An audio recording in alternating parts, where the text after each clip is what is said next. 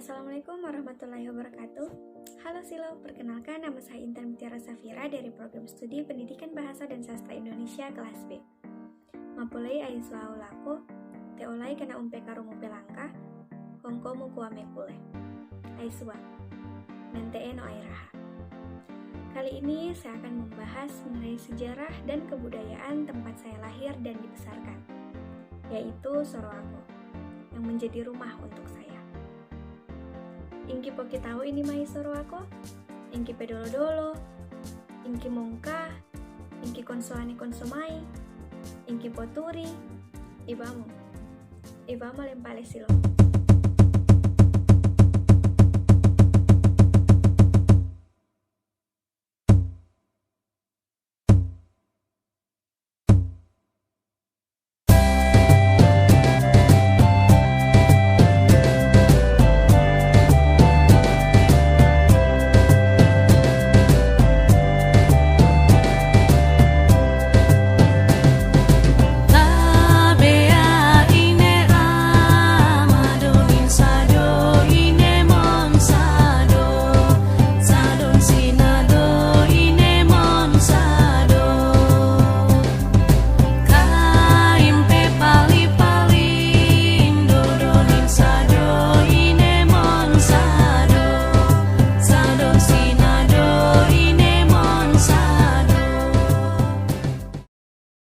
Sebenarnya, tidak ada catatan pasti mengenai asal-usul nama Sorowako, namun berdasarkan informasi masyarakat sekitar, istilah Sorowako itu memiliki dua pengertian. Yang pertama, Sorowako berasal dari kata serewako, nama sejenis tanaman yang mirip bunga kenanga. Tanaman ini itu dulu banyak tumbuh di daerah Sorowako. Yang kedua berarti tempat mundur. Nah, menurut masyarakat pada masa silam, tempat ini tuh dibangun sebagai permukiman baru pada saat penduduk kampung Helai terpaksa mengungsi. Sorowako adalah nama kampung yang dulunya ditempati oleh masyarakat suku Tomoni yang menetap di daerah pinggiran Danau Watano.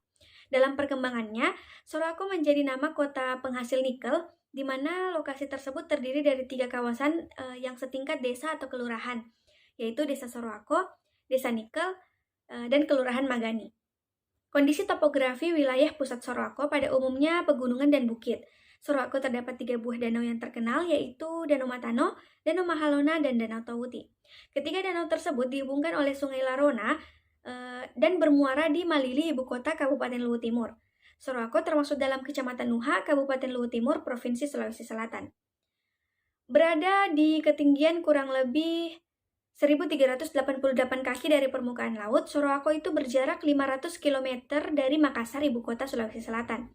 Desa di sekitar Sorowako yang termasuk dalam Kecamatan Nuha adalah Desa Nuha, Desa Matano, Kelurahan Magani. Dan dusun di sekitarnya antara lain Pontada, Salonsa, Olkem, Laweu, Tapulemo, Sorowako, Tambeha, Otuno, Helai, Lamuare, dan Tapuandau. Nah, berdasarkan data pemerintah Kecamatan Nuha pada bulan Juni tahun 2021, jumlah penduduk di Sorowako Kecamatan Nuha itu kurang lebih 23.884 jiwa. Setelah dibangun pabrik pengelolaan nikel pada tahun 1976, penduduk dari berbagai wilayah di Indonesia dan pekerja asal luar negeri datang ke Sorowako. Hal ini tuh menyebabkan masyarakat yang dulunya bersifat homogen berubah menjadi masyarakat yang heterogen. Banyak sebutan terhadap wilayah Sorowako selain terkenal dengan daerah penghasil nikel, Sorowako sering juga disebut sebagai miniatur Indonesia. Disebabkan di daerah ini tuh terdiri atas berbagai macam suku yang ada di Indonesia yang datang mengadu nasib di daerah Sorowako ini. Nah, salah satunya itu bapak saya. Dia melakukan perpindahan dari tempat Pemalang, Jawa Tengah ke Sorowako, Sulawesi Selatan pada tahun 1992 dan memutuskan untuk menetap di Sorowako dan mengadu nasibnya bekerja di PT Inko pada tahun 2002. Sebutan lain Sorowako yaitu City of the Jungle. Julukan ini diberikan oleh orang asing karena Sorowako terletak dikelilingi oleh hutan. Tadi sempat saya singgung mengenai PT Inko dan Danau Matano.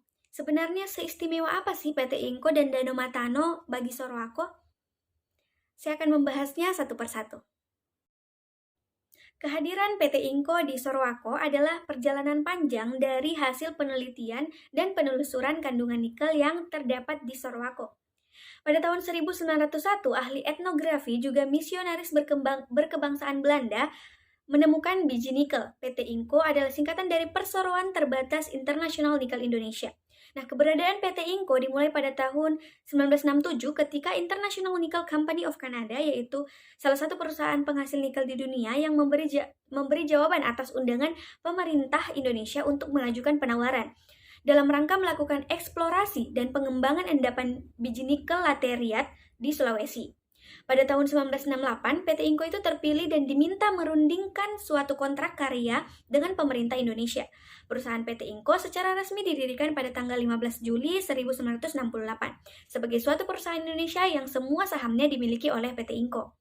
Setelah ditandatanganinya kontrak karya PT Inco, maka daerah Sorowako yang dulunya adalah daerah yang dikelilingi oleh hutan mulai terjamah oleh tangan-tangan manusia. PT Inco melakukan pembangunan bendungan Larona sebagai penghasil listrik untuk keperluan pengelolaan biji nikel oleh perusahaan. Merasa perusahaan itu memiliki tanggung jawab kepada masyarakat, maka pada tahun 1982 PT Inco itu membangun Yayasan Pendidikan Sorowako atau YPS yang terdiri dari sekolah SLB, TK, SD, SMP, dan SMA yang terletak dalam satu kompleks di tengah perusahaan karyawan PT Inco. Nah, di kompleks tersebut terdapat 2 SD, yaitu SD Lawewu dan SD Singkole. Tapi tetap di bawah binaan Yayasan Pendidikan Sorowako. Nah, sekolah ini diperuntukkan hanya bagi masyarakat asli Sorowako dan karyawan PT Inco tanpa dipungut biaya. Selain fasilitas pendidikan, pada tahun 1980 dibangun lapangan terbang atau bandara pesawat yang terletak di sisi barat pemukiman warga Sorowako, di mana lapangan tersebut memiliki panjang kurang lebih 400 meter, di mana fasilitas itu diperuntukkan bagi karyawan PT Inco untuk tugas kerja atau eksekutif perusahaan. Nah, pada tahun 1980-an, PT Inco bekerjasama dengan pemerintah kembali membangun fasilitas olahraga berupa Stadion Perseso Sorowako, lapangan voli sebanyak 3 buah, yang terletak di daerah pemukiman Sorowako, 4 lapangan tenis, lapangan golf, gedung F-Gym, dan D-Gym yang masing-masing terdiri dari 4 lapangan badminton, bisa digunakan untuk senam lantai dan aerobik, bermain basket dan karate, water sport, dan fasilitas yacht club yang bisa digunakan untuk menyelam dan snorkeling, bermain perahu layar, dan masih banyak lagi. Selanjutnya, PT Inco membangun sebuah rumah sakit dan sampai saat ini begitu banyak fasilitas yang semakin bertambah. Dari pernyataan di atas dapat diambil kesimpulan bahwa daerah Sorowako memiliki ketergantungan yang begitu besar terhadap perusahaan PT Inco. Tapi sekarang PT Inco yang sejak tadi saya bahas itu sekitar tahun 2011 mengalami perubahan nama yang saat ini lebih dikenal dengan sebutan PT Vale.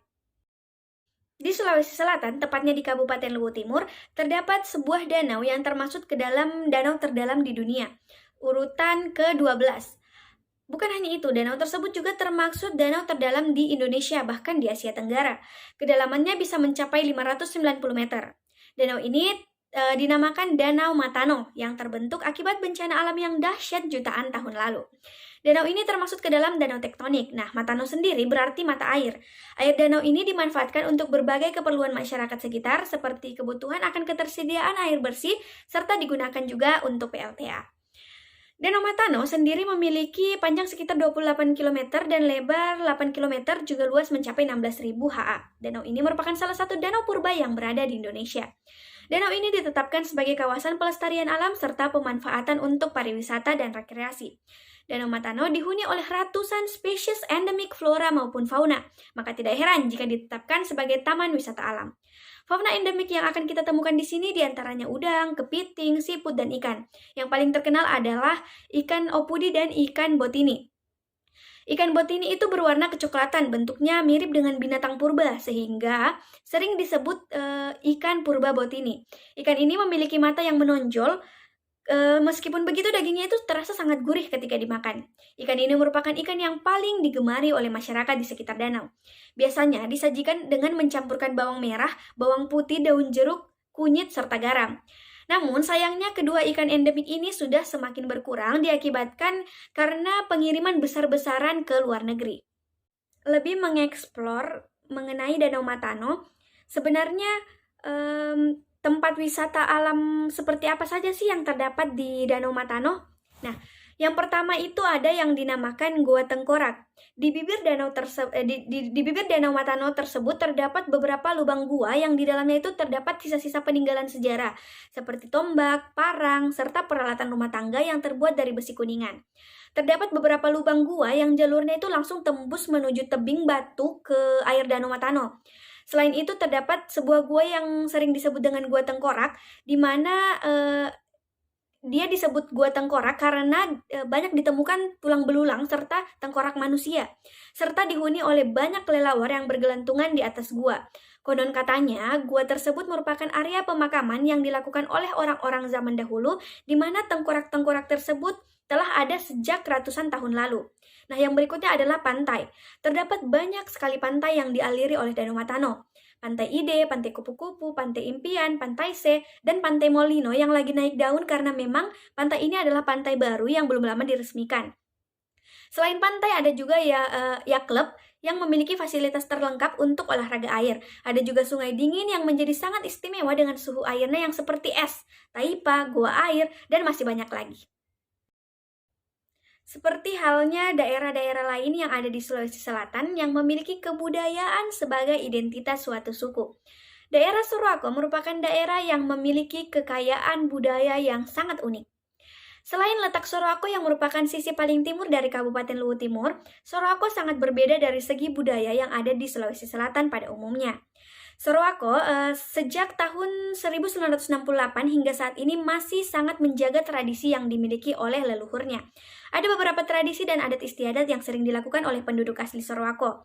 Di antaranya itu yang pertama adalah pesta panen, yang diselenggarakan setiap kali masyarakat memanen hasil bercocok tanam, sebagai ungkapan rasa syukur kepada Sang Pencipta, dan yang menjadi ciri khas dari pesta panen adalah nasi bambu atau biasa disebut pewong yang akan dibagikan kepada masyarakat sekitar.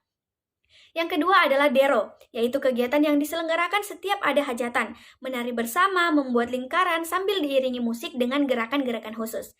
Yang kedua adalah meopudi, yaitu kegiatan menangkap ikan di Danau Matano yang dilakukan oleh beberapa ibu-ibu rumah tangga dengan alat sederhana yaitu bambu dan jaring yang digerak-gerakkan secara bersamaan sambil bernyanyi. Yang berikutnya adalah lomba perahu dayung, lomba balap perahu katinting, dan lomba panjat pinang, yang merupakan tradisi penduduk asli Sorowako setiap 17 Agustus. Nah, Sorowako juga memiliki tarian-tarian khas, yaitu tari Monsado dan tumbuk lesung. Tidak hanya tarian khas, Sorowako juga memiliki bahasa daerahnya tersendiri, yaitu bahasa Sorowako atau biasa juga disebut bahasa Padoe. Mungkin hanya itu pembahasan yang dapat saya sampaikan. Kurang lebihnya mohon dimaafkan. Apabila teman-teman ingin mengetahui lebih dalam mengenai Sorowako, teman-teman bisa mencari informasi lebih lanjut di internet. Karena sudah sangat banyak pembahasan mengenai Sorowako di Google maupun di YouTube yang bisa teman-teman akses sendiri. Atau, jika ingin lebih afdol, teman-teman bisa datang langsung ke Sorowako. Iwamo indiai ai Sorowako, ongkuepo uluako laku milempa-lempa. Untuk menutup pembahasan hari ini, saya punya pantun. Pergi ke pasar membeli nasi padang. Naik ojek terkena hujan lebat. Sorowako alamnya asri enak dipandang sebagai objek wisata yang harus kita rawat. Akhir kata saya ucapkan wabillahi taufik wal hidayah. Wassalamualaikum warahmatullahi wabarakatuh. Dadah.